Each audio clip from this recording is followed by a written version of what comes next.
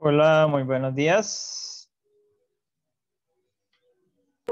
Hola, profe, buenos días. ¿Cómo han estado?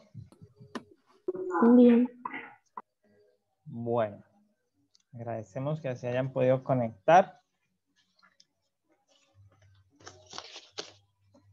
Entendemos que ha habido una dificultad con la comunicación, pero pues estamos solucionándola.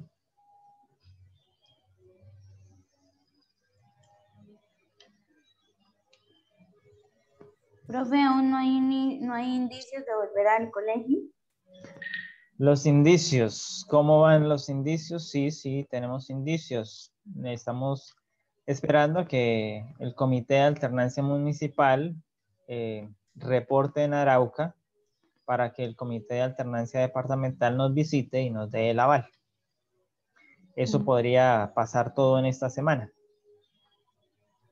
Ya depende de la capacidad de gestiones que tienen esas entidades.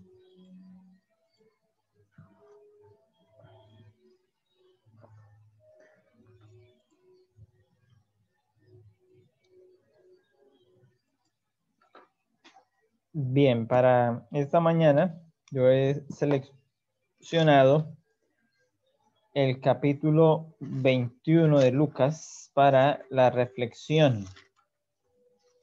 Hemos estado usándolo con los grados anteriores y queremos también usarlo con ustedes porque allí hay unos elementos propicios que nos relacionan pues con eventos de la vida de Jesús, algo que pues está fresco en nuestra mente dado que ha pasado la semana de recogimiento espiritual, donde el mundo católico desarrolla bastantes actividades en torno a hacer conciencia de que Jesús murió por la raza humana para el perdón de nuestros pecados y para que cada uno de nosotros tenga nueva oportunidad. En el capítulo 21, nosotros encontramos a partir del verso 7 que algunos le preguntaron a Jesús. Con los otros grupos he reflexionado en los versículos anteriores, pero con ustedes vamos a hacerlo a partir de allí. Nos dice que le hicieron esta pregunta: ¿cuándo sucederán estas cosas? ¿Y qué señales habrán cuando estas cosas empiecen a suceder? Y entonces Jesús, que se preocupaba por el bienestar de sus seguidores, les contestó a la pregunta. Dice: mirad, que no seáis engañados, porque vendrán muchos en mi nombre diciendo, yo soy, y el tiempo está cerca, pero no vayáis en pos de ellos. Cuando oigáis hablar de guerras y revoluciones, no se alarmen. Es necesario que estas cosas sucedan primeramente, pero el fin vendrá posterior a esto. Entonces agregó: se levantará nación contra nación y reino contra reino. Habrán grandes terremotos, hambres, pestes en diferentes lugares. Habrán espantos y grandes señales del cielo. Pero ante todo esto os echarán mano, os perseguirán y os entregarán a las sinagogas y a las cárceles, y seréis llevados ante reyes, gobernadores, por causa de mi nombre. Y esto os será ocasión para dar testimonio. Proponed en vuestro corazón no pensar cómo defenderos. Proponed, porque yo os daré palabra y sabiduría que no podrá resistir ni contradecir los que se opongan. seréis entregados aún por vuestros padres y vuestros hermanos, parientes y amigos, y matarán a algunos de vosotros y seréis aborrecidos por todos a causa de mi nombre. Pero ni un cabello de vuestra cabeza perecerá. Perseverando firmes, salvaréis vuestra vida. Allí entonces Jesús les dice que habrán unas condiciones para el futuro cercano, mediano, lejano, pero que a pesar de esas dificultades, adversidades que van a surgir, ellos deberán permanecer en la fe y deberán procurar testificarla, que no se deben preocupar por hacerle defensa a la fe, ni por defenderse de las agresiones, sino que Dios hará esa defensa y les dará sabiduría, al punto que no los podrán rebatir. ¿Qué nos queda para nosotros allí? Nos queda que vivimos en tiempos convulsionados, tiempos que parecieran señalar el cumplimiento de estas advertencias de Jesús. Desde la parte cristiana se nos dice que vivimos en el fin de los tiempos. Es más, los científicos también lo dicen. Ellos llevan un reloj que se llama el reloj del apocalipsis o el reloj del fin del mundo. Hace poco lo adelantaron unos segundos. Se cree que cuando ese reloj marque la medianoche es porque el mundo llegará a su fin. Y ese reloj ya faltan creo que 3 segundos para llegar a la medianoche. Entonces se han adelantado en los últimos años 2 veces. Y no sabemos qué pase en medio, cuando siga avanzando esta pandemia, si lo vuelvan a adelantar. Entonces, el mundo está percibiendo que vivimos en días como los descritos por Jesús o por los descritos por Lucas en las palabras de Jesús en su evangelio. Teniendo esto presente, nos vamos a introducir a la temática del día de hoy. Así que vamos a ir a nuestro aula virtual para poder ir allí. Entonces, aquí tenemos el tablero de trabajo, donde están las propuestas para el área de sociales en este periodo. Tenemos entonces para el estudio de este periodo los conflictos geopolíticos y relaciones internacionales. Ya entiende por qué la reflexión, ¿no? Y tenemos también derecho internacional humanitario. Tenemos organizaciones internacionales y tenemos economía mundial. Esos son los temas que tenemos para desarrollar. Así que vamos a ir al primer abordaje, los conflictos geopolíticos. Cuando hablamos de geopolítica, estábamos hablando del comportamiento global en términos políticos. Geo es tierra y político, polis de política, geopolítica. Entonces la política en la tierra. Pero aquí estamos hablando de, el tema es conflictos. Entonces los conflictos que hay en la interpretación política en el mundo. Y ello, entonces, pues viene desatando varios componentes. ¿Alguna pregunta hasta allí? No. ¿Los demás? No, señor. Tampoco. Estamos bien, profe. Bueno, voy a llamar a Lisa, por favor me contestan para dejar. Arciniegas Carvajal. Presente.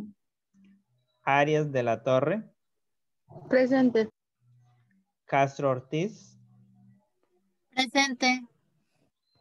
Imbachi Pinto. Presente. Jerez Rivera. Núñez Mora.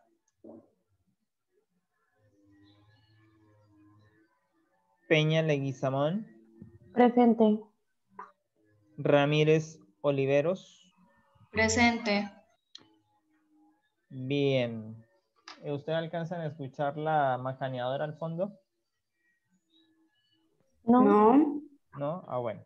Es que quería estar seguro de que no escuchaba. Sino para cerrar la ventana. Bueno, entonces vamos a ir con lo de los conflictos geopolíticos. Entonces, ¿qué es un conflicto geopolítico? ¿Quién me puede leer la definición que les he colocado allí? Gaby, es tarea básica de las autoridades de todos los países la defensa, el control y la aprobación económica y social del suelo, entendido como la superficie terrestre y marítima delimitada por las fronteras de cada estado. Su buen o mal desempeño puede generar una lucha que amenace la estabilidad sociopolítica de los estados como influencia en el conocimiento geopolítico regional y global. Muy bien, dicho en palabras así más sencillas, cada estado tiene el deber de mantener la soberanía. Pero cuando esta soberanía es amenazada, cuando ese control, esa defensa es amenazada por otro estado, por otro gobierno, por otro ejército, entonces vienen los llamados conflictos geopolíticos.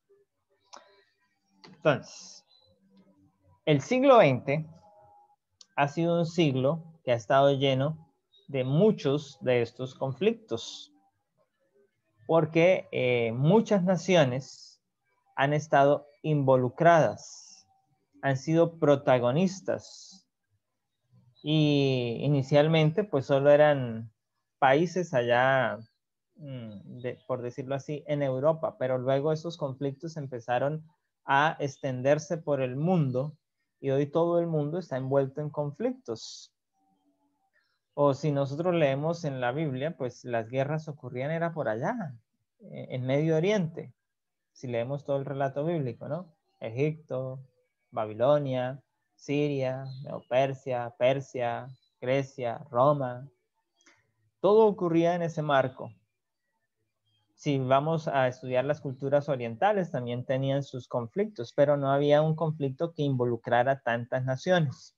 El siglo XX tiene la particularidad de involucrar a muchas naciones en un solo conflicto. Entonces, por eso tenemos que ha sido un siglo muy convulsionado, un siglo en el cual se podría leer lo que Jesús estaba diciendo: se levantará nación contra nación, reino contra reino, habrán pestes, hambre, muertes, destrucción, desastres por doquier. Ese es el siglo XX, es una descripción exacta del siglo XX que encontraríamos en la Biblia. Claro, en la Biblia no dice que era el siglo XX. Entonces, ¿por qué se generan estos conflictos? Bueno, en el siglo XIX tenemos que los estados europeos quisieron gobernar el mundo. Es algo que también encontramos en la Biblia, ¿no? Cuando nosotros leemos por allá en el libro de Daniel, encontramos a Nabucodonosor, que quería conquistar el mundo. Luego encontramos a Darío, que conquistó Babilonia, Jerusalén, Egipto. Luego, cuando leemos por allá en el capítulo 9, encontramos a que uno con la apariencia de leopardo, con 4 cabezas y 4 alas, conquistaría todo el mundo. Es una descripción de Alejandro Magno, de los griegos. El hambre de conquistar el mundo ha existido en muchos a lo largo de la historia. Pero desde los relatos bíblicos o desde los relatos antiguos al tiempo moderno nadie había tenido esa pretensión, sino nuevamente hasta el siglo XIX, cuando las naciones resultantes de la llamada Ilustración, o a partir de la Revolución Francesa, de la caída de los poderes hegemónicos de la misma iglesia, de las mismas monarquías. Entonces surgen unas naciones y quienes lideran estas naciones pues quedaron también con la misma idea. Uno de ellos mismos, que era Bonaparte, él quiso dominar a todos bajo el imperio de Napoleón Bonaparte. Entonces inició lo que se conoce en la historia como el imperialismo. Y luego tenemos a Inglaterra, que extendió sus dominios por todo el mundo, colonias por doquier. Tenemos a España, que había colonizado América, Portugal, que había también colonizado América, y otros países europeos que tenían colonias en el continente americano.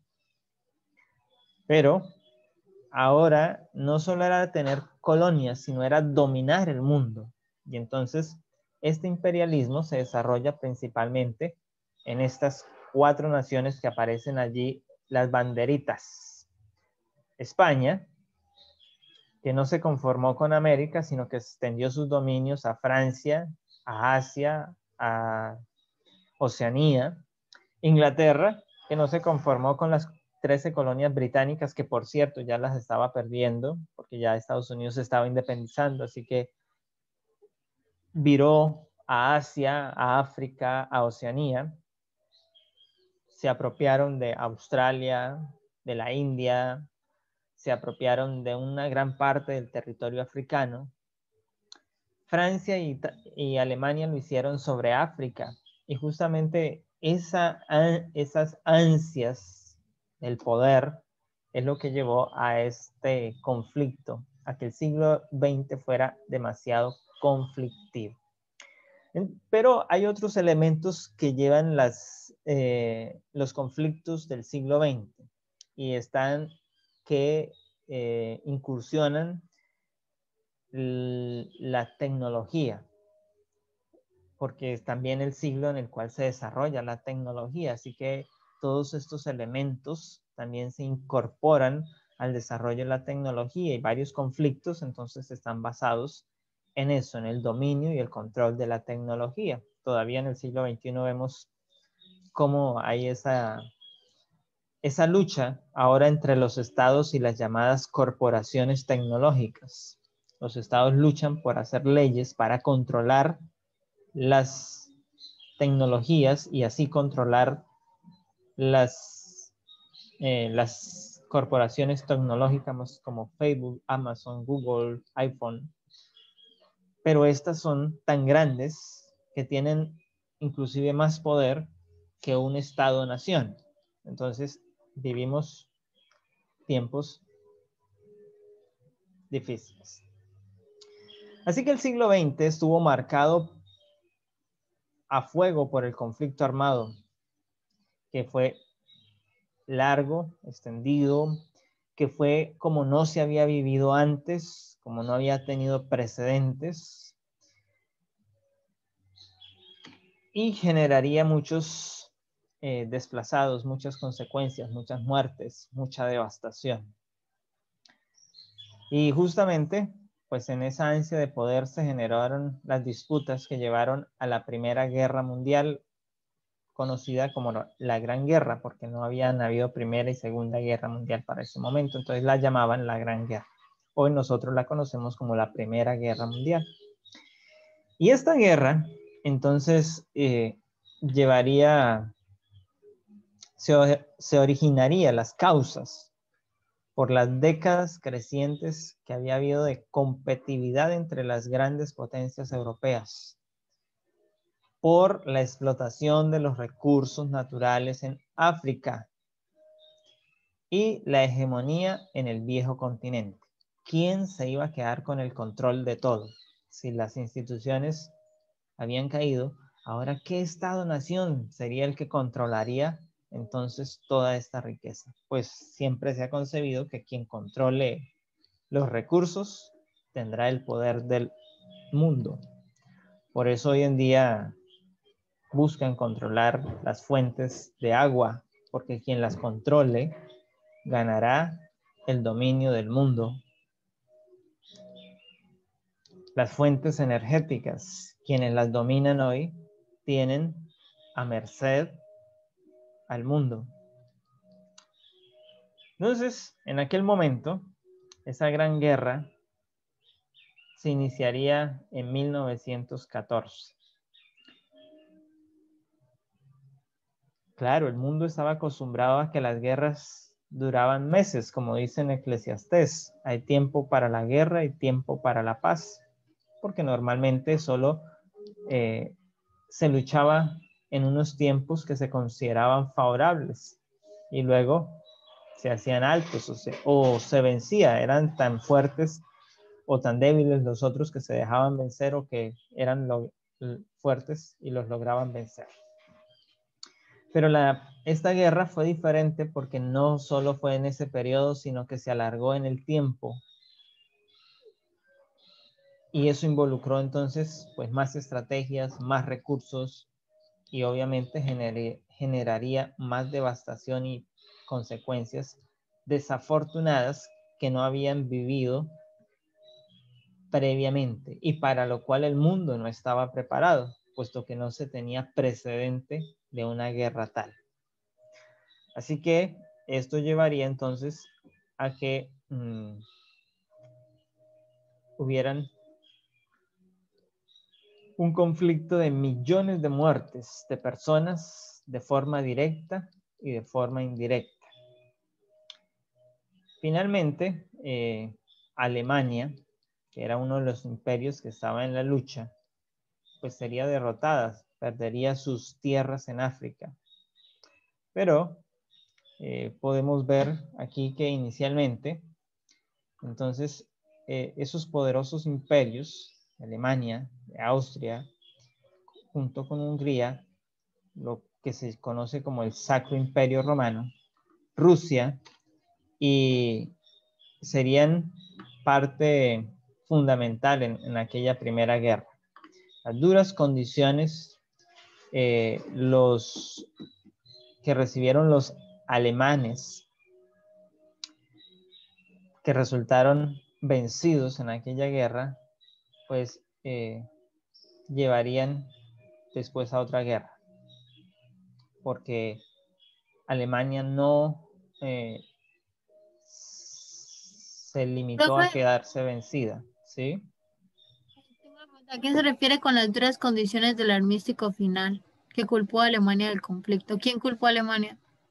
Pues todos los países, porque Alemania, todos tenían tierras allí en África, pero Alemania quiso expandirse, quiso conquistar las tierras de Francia, las tierras de Italia, quiso expandir sus fronteras.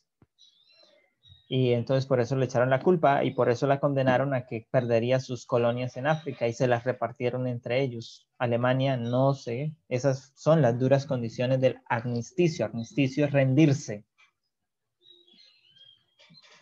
Entonces no se quedaría allí y los líderes alemanes como Adolfo Hitler conservarían esto en el corazón,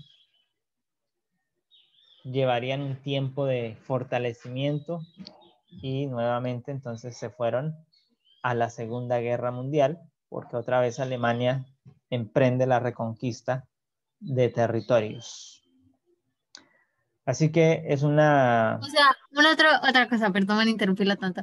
O sea, Alemania inició la primera guerra y la segunda también. Claro, y podría iniciar la tercera. Porque tiene el poder, tiene la fuerza, tiene la economía, es una de las potencias que en estos momentos está a favor de Estados Unidos, pero que está rivalizando en un proyecto que se llama el Nord Stream 2 y que estaría a favor de Rusia, y eso no es nada bien visto por Estados Unidos, así que podría ser también la gota que derrame las condiciones para una tercera guerra mundial. Este siglo también sería un siglo lleno de esplendor artístico, de grandes avances culturales, pero todos esos se vieron menoscabados pues por la guerra, porque la guerra quitó fuerza a este desarrollo cultural, a este desarrollo artístico, y entonces destruyó la riqueza de muchos de estas naciones que estuvieron allí. Parte de las consecuencias es que muchas de la infraestructura se perdió, muchas de las obras artísticas fueron destruidas.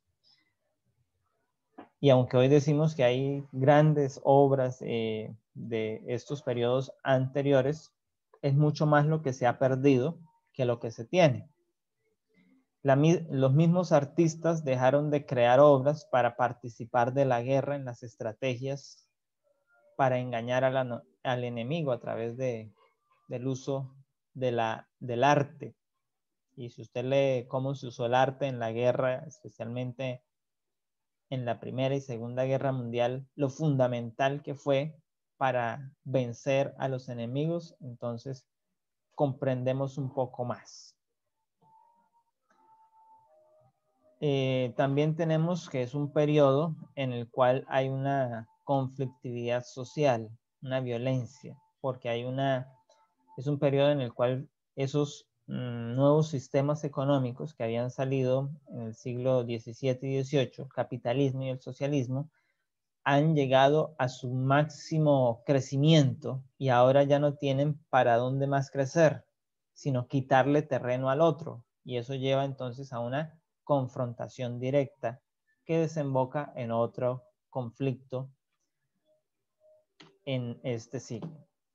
Entonces hablemos un poquito de la Segunda Guerra Mundial, que sí, también fue propiciada por los alemanes, pues el nazismo había surgido como una ideología política,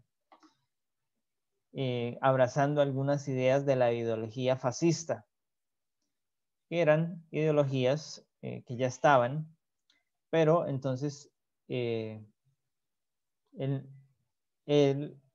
Hitler adopta unos nuevos principios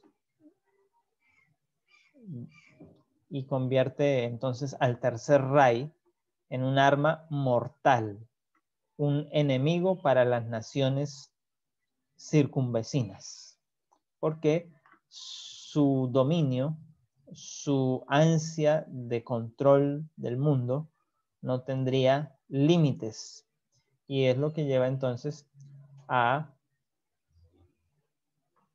esta guerra.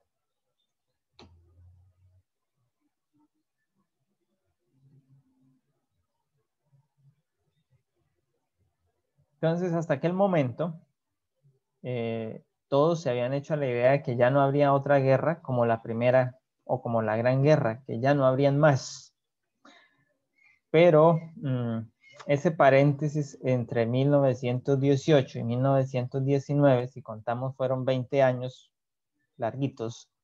Entonces, fue un tiempo en que el mundo descuidó la visión de Alemania, dejaron de ver hacia Alemania, y cuando volvieron a mirar hacia Alemania, Alemania ya se había fortalecido.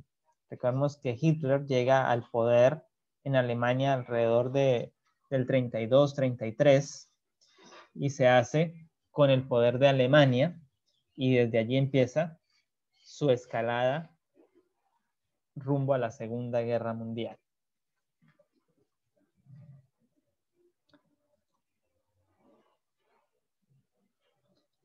Entonces tenemos precedentes para esta guerra.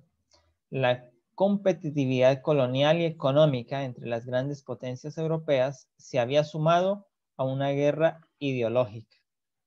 El fascismo, que había surgido durante los años 20, es decir, a final de la Primera Guerra Mundial, como una respuesta a los avances de los movimientos revolucionarios en Europa, tras la Revolución Soviética, que había ocurrido en 1917, entonces Alemania e Italia configuraron una alianza fascista a la que se sumó posteriormente Japón y que fue bautizada como el Eje. Estos son los países del Eje. Entonces tenemos a Japón en Asia, que se alió con Italia y con Alemania, Hitler. Entonces, por eso vemos ya que las ideas de Alemania se expandieron, porque con sus amigos concibieron ese plan. Así que las fuerzas del eje se impusieron inicialmente y expandieron sus dominios por buena parte de Europa, el norte de África y Asia Oriental. Japón quitó tierras a China, quitó tierras a Rusia, se apoderó de Corea, que en ese momento era una sola, y varias islas del Pacífico. Entonces, esa era la amenaza allá, por eso se dice que se impusieron.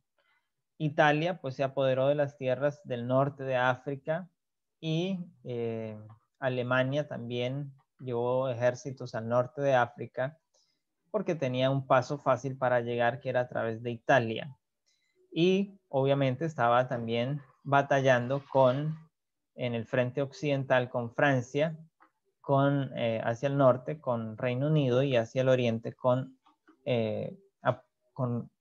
lo que es el Imperio Austrohúngaro. Luego, entonces tenemos la geopolítica. Después de terminada esa guerra, entonces surge la geopolítica de la Guerra Fría, que es otra de los conflictos que están allí enmarcados y que el periodo pasado, pues hablamos bastante claros y precisos de todas las consecuencias, que son parte también de, como les decía ahora, de que el sistema capitalista se encuentra con el sistema socialista. Ya se han expandido a tal punto que ya no hay más tierras para donde expandirse y entonces empiezan a quitarse terreno, a ir dentro de las fronteras de lo que el otro había dominado. Entonces tenemos la Guerra Fría. Esta pues también deja, aunque no se disparan armas técnicamente, genera todas estas consecuencias de enfrentación. Tenemos ahí el desarrollo por la competencia del espacio, quién llegó primero a la luna, quién envió el primer astronauta, quién puso la primera misión, porque también empieza entonces a hacer una guerra. Como no habían más tierras por conquistar, el espacio sería su siguiente frontera a conquistar y se lleva allí. Entonces en la Tierra se desarrollan, pues Estados Unidos había desarrollado la bomba atómica, o por lo menos tiene los créditos de haber desarrollado la bomba atómica, porque realmente, según se tiene información ahora, eran los alemanes los que tenían ese conocimiento, pero los científicos alemanes habían sido comprados y esos conocimientos terminaron en Estados Unidos, así que Estados Unidos supo aprovecharlos y a tiempo para vencer. El conflicto armado se desplaza a terceros países y entonces empiezan a haber revoluciones por todo el mundo. La revolución aquí en América tenemos la revolución cubana, la revolución boliviana, la revolución de Nicaragua, la revolución argentina. Hay revoluciones en todo el territorio latinoamericano que van a ser pues claves en este marco de asentamiento de las ideas o de esos modelos sociopolíticos y económicos que hoy están todavía siendo parte de eso. Hoy se habla de que estamos a las puertas de iniciar una segunda guerra fría. Y obviamente las consecuencias entonces en el caso de Corea, que ha quedado hasta nuestros días, una Corea que se dividió en una parte capitalista y en una parte socialista y que siguen entonces allí hasta el día de hoy, que Estados Unidos pues hace presencia en Corea del Sur permanente, constante y hace ejercicios por permanecer allí para mantener el control de esa parte del mundo, ya que Rusia, pues Corea del Norte no es solo su amenaza, sino que con eso le está diciendo al mundo que se está imponiendo sobre el socialismo, que está China y está Rusia en ese sector, y Japón, que finalmente desertó hacia el capitalismo porque hoy es uno de los aliados. Justamente este año Japón le ha dado a Estados Unidos el hecho de construir o de ampliar una de las bases estadounidenses en territorio no estadounidense, en el territorio japonés. Algo que es considerado por los japoneses que todavía sobreviven a la Segunda Guerra Mundial como una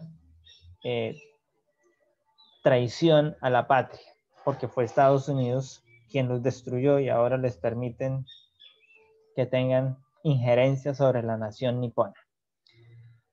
Poco antes del final del siglo XX, entonces la Unión Soviética se disolvió. Conocemos que nació la República, entonces como la conocemos hoy, de Rusia, y que varios territorios se separaron también en lo que hoy conocemos como las repúblicas orientales o del este de Europa.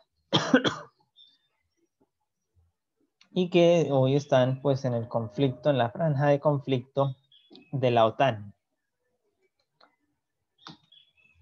La guerra de Corea, que sería una guerra en la cual Colombia también participaría. Entonces, es una guerra que ocurrió entre 1950, a mitad del siglo, y donde habrían más de 3,5 millones de muertos. Pero, sin embargo, nunca se firmó un tratado de paz, es decir, que esa guerra no ha terminado, solo ha tenido cambios en su forma de desarrollarse, porque no ha habido un vencedor.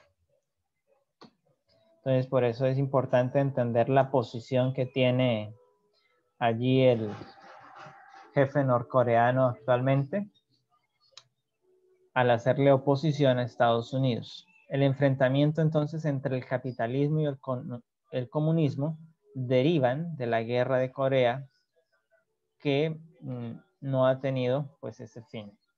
Y ya más avanzado el fin o cerca a final del siglo, sabemos que el petróleo durante el siglo XX fue clave para el desarrollo económico, para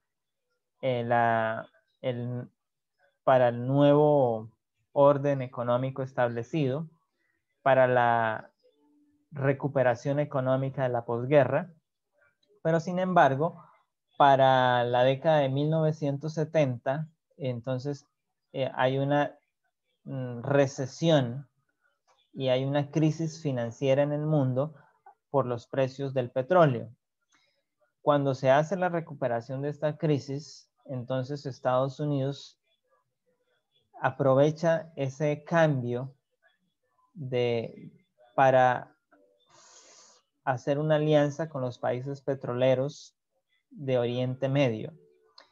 Y es el momento en que el dólar se convierte en la moneda mundial. Así que esta guerra tiene ese elemento consistente, porque es en esa crisis de 1970 cuando Estados Unidos deja atrás el patrón oro para sustentar ahora la divisa americana, el dólar, sobre la nada. Ya no se necesitaría oro para respaldar un dólar. Estados Unidos ahora lo respaldaría, o su poder estaría respaldado por el petróleo. Entonces, ¿cuál es la alianza que hay con Oriente Medio? Entonces, Estados Unidos maneja la economía mundial mediante esta alianza. Estados Unidos le ofreció protección a estos estados siempre y cuando ellos le permitan tener explotación o le permitan sacar petróleo de sus tierras. Y ahí vemos entonces cómo funciona hasta ahora. Por eso entender esto, conocer esto, nos permite entender el problema que hay entre Irak e Irán en estos días. Irak tiene el respaldo de Estados Unidos. Irán es un país que está allí, que le dijo no a esta alianza y que está más aliado con Rusia. Entonces, ahí está. Emiratos Árabes, que es otro de los países, Qatar, todos estos países también son petroleros y son aliados de Estados Unidos. De hecho, Emiratos Árabes sirvió el año pasado como puente para establecer la paz en Oriente Medio, un conflicto que también marca parte del siglo XX, que está en el siglo XXI. Entonces, la guerra del Golfo es ese conflicto armado que paraliza el mundo